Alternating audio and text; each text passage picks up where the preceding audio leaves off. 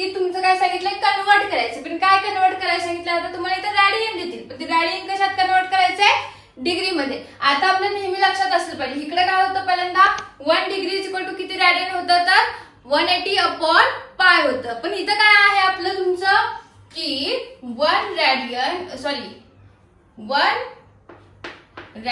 Is equal to 180 upon pi degree असं काय आहे तुमचं इथलं कन्वर्जन आहे. ओके, तर आता इथं कसं करायचंय बघा, तर सगळ्यात पहिल्यांदा 7 पाय अपॉन 12 मल्टिप्लाय बाय काय घेतलं पाहिजे तुम्हाला 180 अपॉन पाय.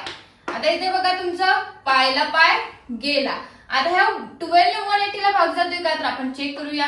180 आणि 12 12 एके 12, 8तून 2 गेले 6 राहिले, एकाचा एक 0 0, 12 पंचे 60, 0 0 0 0 आलं म्हणजे भाग लागला. ओके, म्हणजे 12 एके 12 आणि 12 15चा काय झाला 180 आला.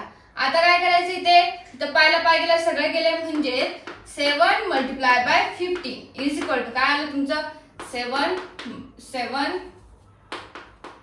मल्टिप्लाय बाय 15 7 5 35 7 एके 7 8 9 10 105 म्हणजेच काय आलं 7 pi upon 12 radian is equal to 105 degree. हे तुमचं काय आलं फायनल आन्सर आलं. खूप सोपं आहे ना. फक्त तुमच्या ही गोष्ट जी आहे हे सगळं लक्षात असलं पाहिजे. हे आलं की तुम्हाला बाकीचं सगळं व्यवस्थितपणे येते.